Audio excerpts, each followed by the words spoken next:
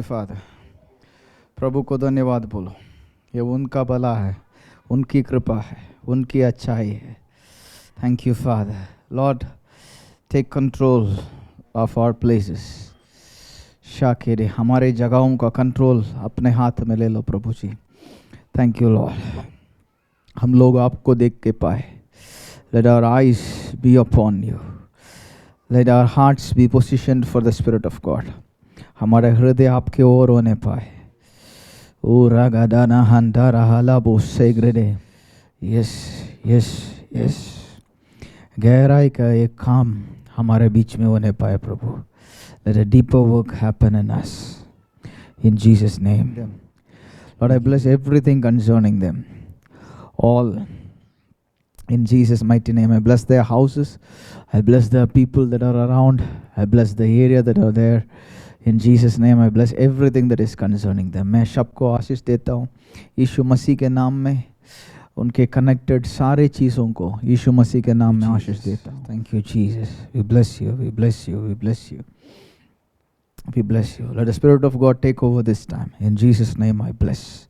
Amen. Thank you. Speak in tongues for a while. Lakata Baba. Thank you, Lord. Thank you, Lord. Thank you, Lord. Thank you, Lord. Thank you, Lord. Yes, yes, yes, yes. Let the Lord give the needful. प्रभु हमको इस क्षण में हमको क्या ज़रूरत है, हमको क्या चाहिए, ओ हमें दे। Let things be served for the time and this hour. इस समय के लिए, इस क्षण के लिए let the Spirit of God give for this hour. प्रभु जो भी हमारे बीच में बांट रहे हैं, दे रहे हैं, इस समय के लिए, इस क्षण के लिए हमारे बीच में देने पाए यीशु मसीह के नाम में। Thank you, Lord. We bless your holy name. In Jesus' name we pray. Amen. God bless you. Hallelujah. So, हम आज इंटरसेशन, बिचवाई की प्रार्थना, इसके बारे में देखने जा रहे हैं। खासकर हमको पता है कि अभी इज़राइल में क्या हो रहा है। We are going to see about the prayer of intercession. Especially, we know what is happening in Israel. ऐसी चीज़ें बहुत सालों से हो रहे इधर उधर। जैसे आदम और हव्वा था, उनके बेटे थे। Even then, there was murder. When Adam and Eve was there, and they had children, even then, उधर भी ये खून, what do you call for murder, चल रहा था।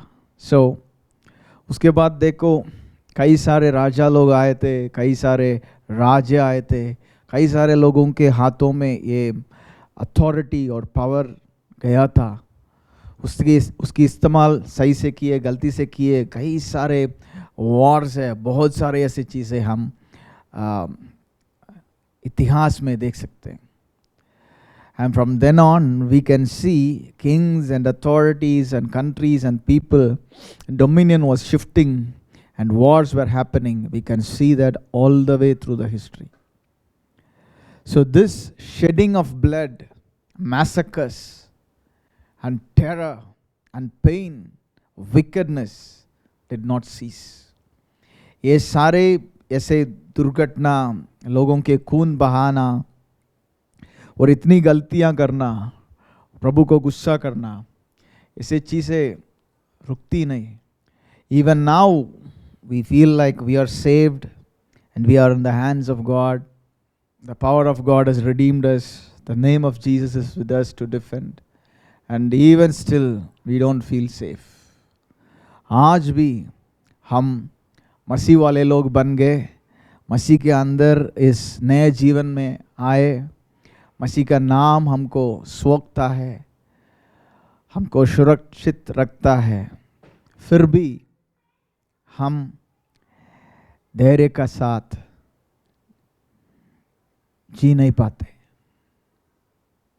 You hear message of pain and hurt and trouble everywhere. हम सबको इधर उधर और कई जगहों में दर्द का और दुर्घटना का संदेश आते हैं.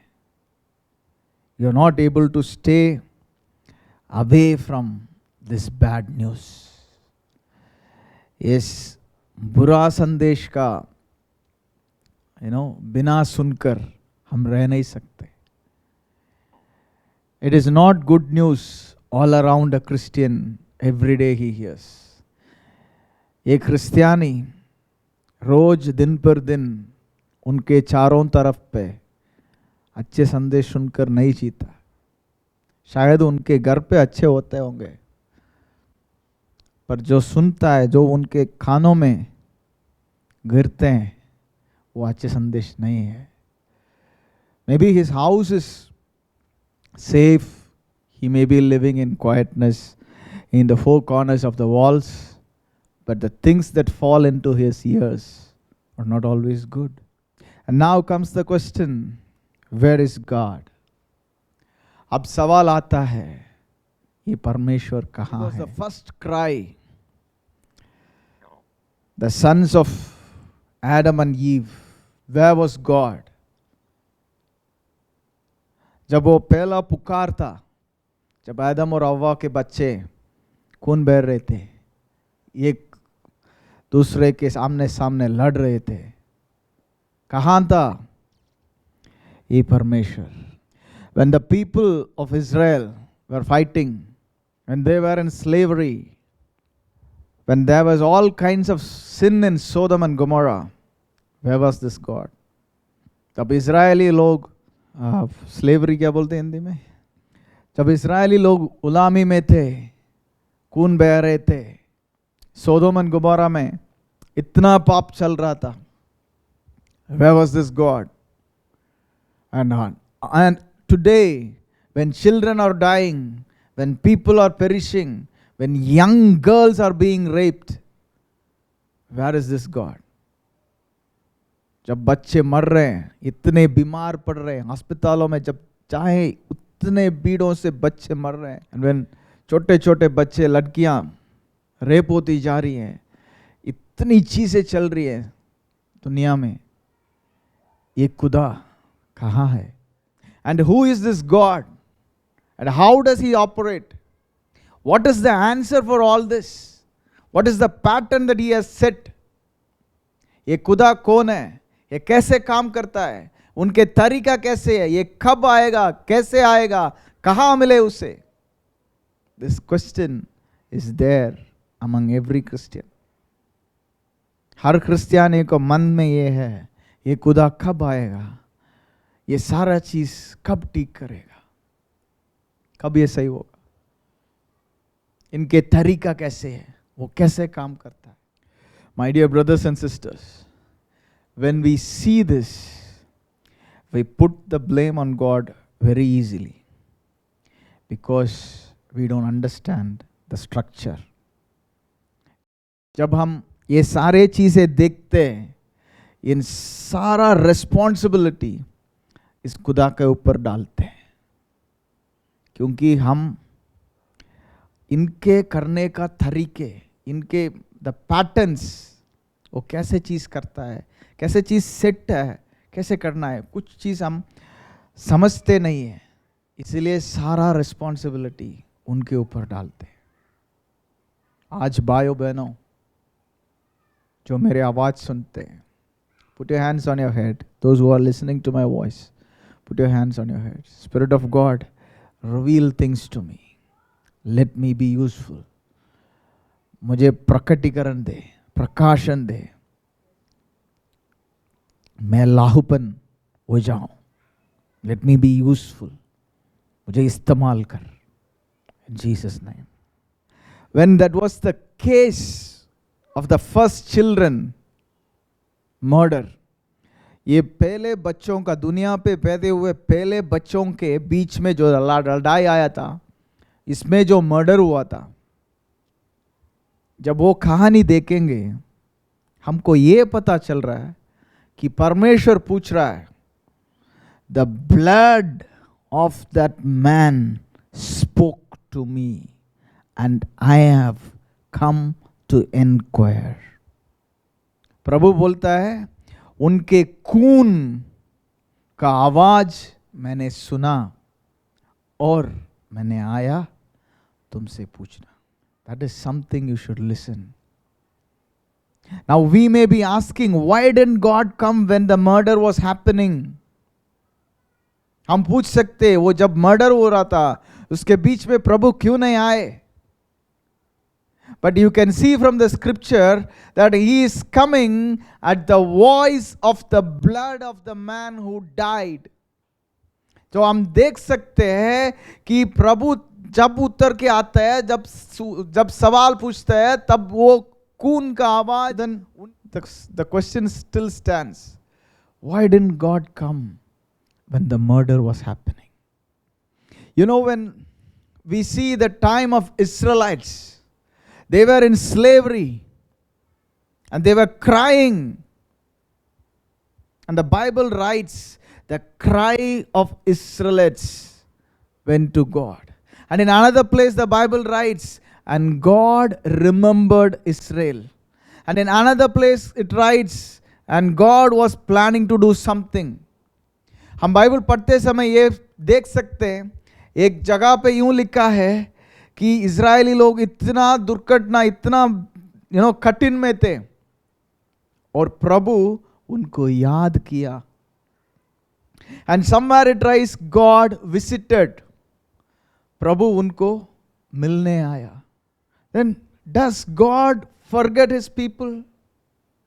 Is God busy and he comes to visit you?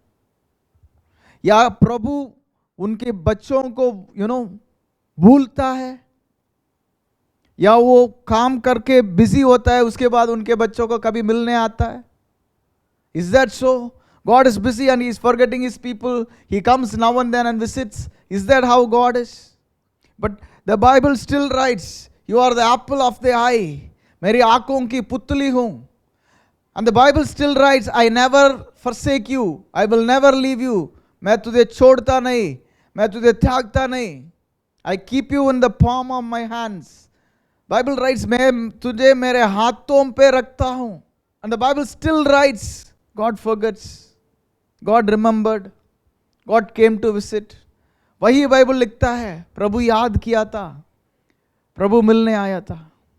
Now as students of the gospel, इस बाइबल पढ़ने वाले लोग, हम इसके बीच में क्या है इसको ढूंढना जरूरी है. हमें इसका जानकारी मिलना जरूरी है. And we as students of the Bible have to search the scriptures and find the truth behind this. I hope the things are plain before you. मैं सोच रहा हूँ मैं अभी तक जो बात किया ये सब आपके सामने. I'm telling you there has been problem all the way from the beginning. मैं बोलता हूँ समस्या है शुरुआत से. And God is not showing at the moment of the trouble. और प्रभु समस्या होते समय उनको दिखाता नहीं. And the blood speaks or somebody is praying, then God says, okay, I remembered, I visited, I came. तो कोई प्रार्थना करता है, कोई बुलाता है, या तो खून बुलाता है, then God से प्रभु बोलता है मैंने याद किया, मैंने उनको देखने के लिए आया, ऐसे बोलता है. And still the Bible says, you are the apple of the eye, I have written you in the palm of my hands. You are one spirit with God. God never forsakes you, he loves you. और Bible you भी लिखता है, तो प्रभु प्यार करता है, हाथ में रखता है, ये सारा चीज रखता है. And we are here at this time and moment. मेरा इस समय में ये सारा चीजों की जवाब दे नहीं सकता. But I can enlighten you to a good amount of truth. पर मैं आपको कुछ जगहों पे रोशनी दिला सकता हूँ.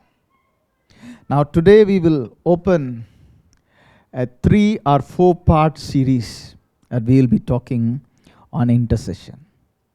आज हम या 3 या 4 पार्ट होगा, इसमें पहली पार्ट शुरुआत करेंगे Pichwai. So there is a need of somebody to talk. There is need of somebody to stand in between. हमको ये पता चलता है कि किसी ना कोई तरीके से कोई ना कोई ये इसमें किसी को बिचवाई करने की जरूरत पड़ती है. So today's topic will be the need for intercession. बिचवाई के जरूरत, the need for intercession. अय्यूब का जॉब 9:33, हिंदी में क्या number? 9:30. Ayyub 9:33. It writes, neither is there any daysman betwixt us that might lay his hand upon us both. हम दोनों के बीच कोई बिचवाई नहीं, दो हम दोनों पर हाथ रखे. Hallelujah. So now the book of Job is the first book ever written. ये अय्यूब का किताब, ये जो किताब है सबसे बाइबल में सबसे पुराना किताब यही है. The scholars write that this was the book that was written at the beginning. So शुरुआत में ही हमको पता चल रहा है कि there was a person of intercession needed. Even from the beginning we understand बिचवाई का एक बंदा की जरूरत पड़ती थी. हम आज भी देख सकते हैं एक दूसरे की बीच में लड़ाई होती है, मिसअंडरस्टैंडिंग होती है. When even today we see somebody there is trouble among someone, and we see there is someone who needs to amend between. एक मध्यस्थर का जरूरत पड़ती है. Two people don't come to terms by themselves. They need someone between. दो लोग उनके अपने आप एक टर्म्स पे नहीं आते, उनके बीच में एक मध्यस्थर की जरूरत पड़ती. Even today we see that by them. This was the same case from the beginning. Men needed somebody between. मनुष्य को एक दूसरे के बीच में एक मध्यस्थ का जरूरत पड़ती थी. उनके बिना चीजें ठीक नहीं चल रहे थे. That we can see from the book of Job. ये अय्यूब की किताब से हम देख सकते हैं. Now दूसरा 1 Samuel 2:25, एक शमूएल का 2:25, एक शमूएल का किताब 2:25. When you sin against a man can come and intercede for you. But when you sin against God, who will entreat for you?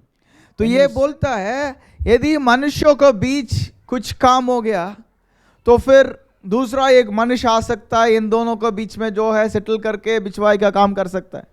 पर यदि मनुष्य और परमेश्वर के बीच में कुछ हो गया, ये सेटलमेंट का काम कौन करेगा?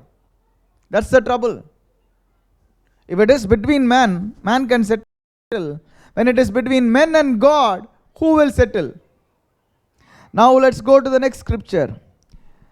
Isaiah 59:16. भविष्यवक्ता ईशाया का किताब 59:16. And he saw that there was no man and wondered that there was no intercessor.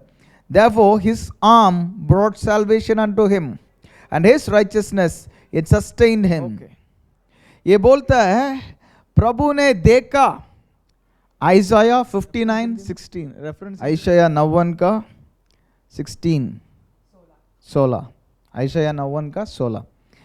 ये बोलता है he saw that there was no man. परमेश्वर देख रहा था, वहां कोई मनुष्य नहीं मिला. And wondered that there was no intercessor. वो परमेश्वर को ऐसा he was wondering, ऐसा भी हो सकता है, कोई बिचवाई करने के लिए कोई नहीं है. You know, the first part of the scripture is very clear that God came among men and he was searching for somebody to do intercession, searching for somebody, and he was wondering that is nobody. Hindi में पढ़ो. उसने देखा कि कोई भी पुरुष नहीं और इससे अचंभा किया कि कोई विनती करने वाला नहीं. इसने अचंभा किया, कोई विनती करने वाला नहीं. God wondered. इसने अचंभा किया. You have to understand the nature of God, that the Lord was seeing everything bad happening on the world and he wanted to stop it. He came and seeking for an intercessor. अचंभा करने वाला एक मनुष्य ढूंढ कर आया, उन्होंने एक मनुष्य भी नहीं पाया. अचंभा किया कि वहां एक मनुष्य भी नहीं था. क्या करने के लिए? So now we might be wondering how all these things are happening, everything bad is happening and God is not doing anything. But Bible हमको बताता है, अब प्रभु देख रहा था ये सब नहीं होना चाहिए था, ये ऐसे दुनिया ऐसी चलना नहीं चाहिए था. The world is not supposed to be running like this. Things are not supposed to be happening like this. If we can think that this is not right, God times more thinks that these are not going to happen like this. यदि हम सोचते हैं ऐसी चीज नहीं होने चाहिए, प्रभु हमसे कई गुना ज्यादा सोचता है कि ये सब नहीं होना चाहिए. And when God sees these things are not supposed to be happening, so he comes to seek for an intercessor. वो आता है और ढूंढता है एक मनुष्य को. क्या करने के लिए? बिचवाई करने के लिए. And he wonders there is no one. Hindi में कैसे लिखा? तब उसने इस अचंबा और उसने अचंबा किया कि एक भी मनुष्य नहीं है. Hallelujah. Now you can ask me, why brother God comes and seeks for an intercessor and he is wondering. आप पूछ सकते हैं क्यों भाई, उन्होंने आ रहा, देख रहा है इंटरसेशन करने के लिए और उधर कोई नहीं है, वो अचंबा कर रहा है. क्यों? Because God gave this earth in the hands of men. क्योंकि परमेश्वर इस पृथ्वी को मनुष्य के हाथ में दिया. The Bible writes it straight. God gave earth in the hands of men. He is the Lord of the heavens, but the earth he gave it to men. जब आदम और हव्वा को पैदा किया, उनको गार्डन में लगा, he said everything, have dominion, be fruitful, multiply. राज्य करो, फलोपन हो जाओ, और मल्टीप्लिकेशन क्या बोलते हैं हिंदी में? फलो फूलो, increase, be fruitful, multiply, rule over everything that is creeping, moving, running. That is why. So God created everything and gave it into the hands of Adam. परमेश्वर सब कुछ बनाया और सबको आदम और हव्वा के हाथ में दिया. And the Bible clearly lights the earth he has given to the hands of men. But if God wants to do anything on the earth, he cannot, and he is paralyzed from doing without the help of men. यदि परमेश्वर इस पृथ्वी पे कुछ करना चाहता है, वो हम के द्वारा ही करेगा और हम के बिना वो कुछ करने की he is not able, वो नहीं कर सकता है. ओके, आप पूछ सकते हैं हाउ कैन आई यूज? हमारे द्वारा ही करेगा, because this is our property. जैसे आपके पापा आपको एक ज़मीन आपके नाम में लिख के देता है, तो फिर वो उस ज़मीन की राजा आप है, आपका पापा नहीं. अभी इस ज़मीन पे पापा को कुछ करना है तो आपकी मर्जी के और ही कर सकता है. He will not overtake you, right? Then he will be legally wrong. यदि वो अपना आपको ओवरटेक करके अपने मर्जी से कुछ भी करता है, जो ज़मीन आपके नाम पे रजिस्टर्ड है, तो वो कानून के अनुसार चलने वाला नहीं होगा, राइट?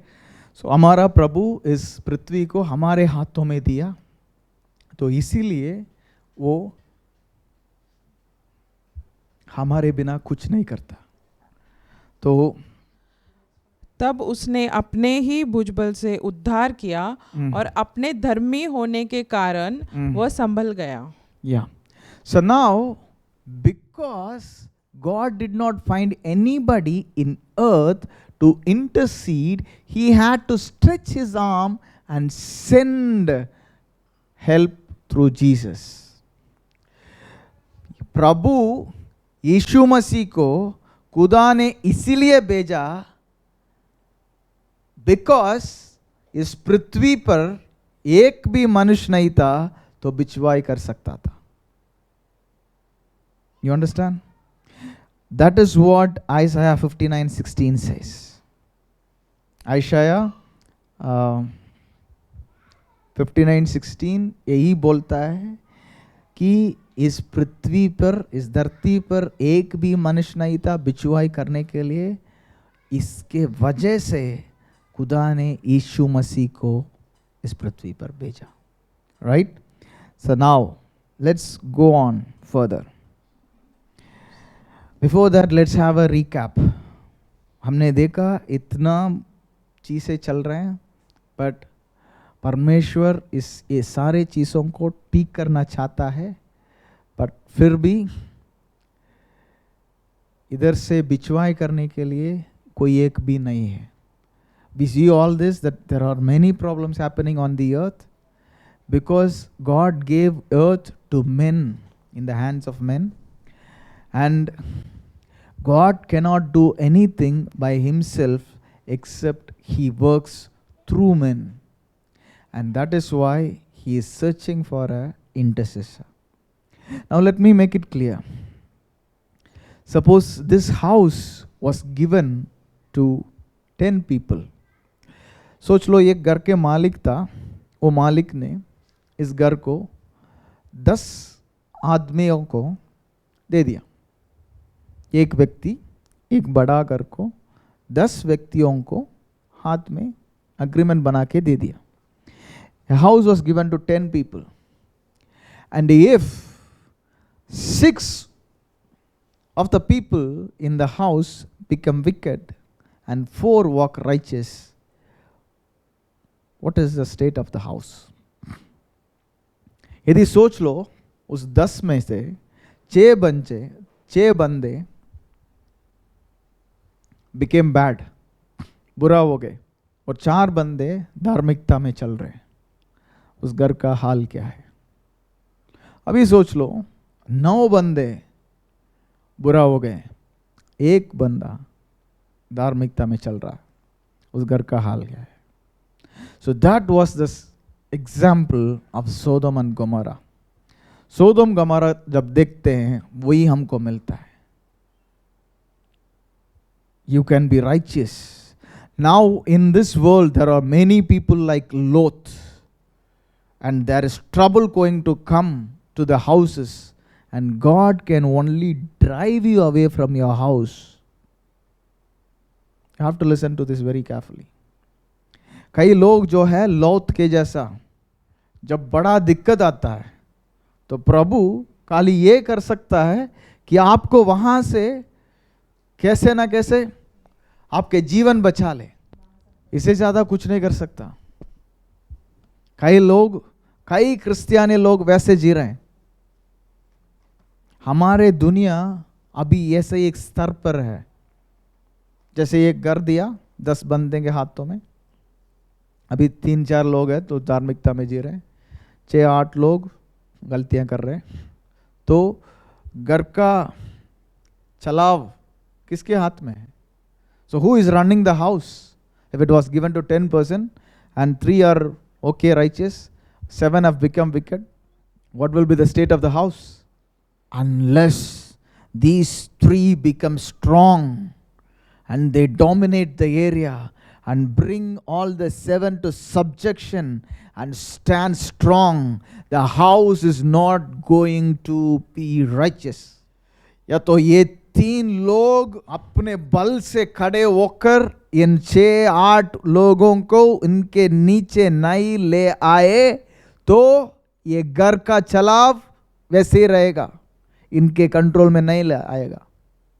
और इनके कंट्रोल में ले आने के लिए वहां से एक को यहाँ खींचना है और दूसरों को यहाँ से खींचना है और इस तरफ का मेजॉरिटी बढ़ाना है, तब ये घर धार्मिकता में आ जाएगा.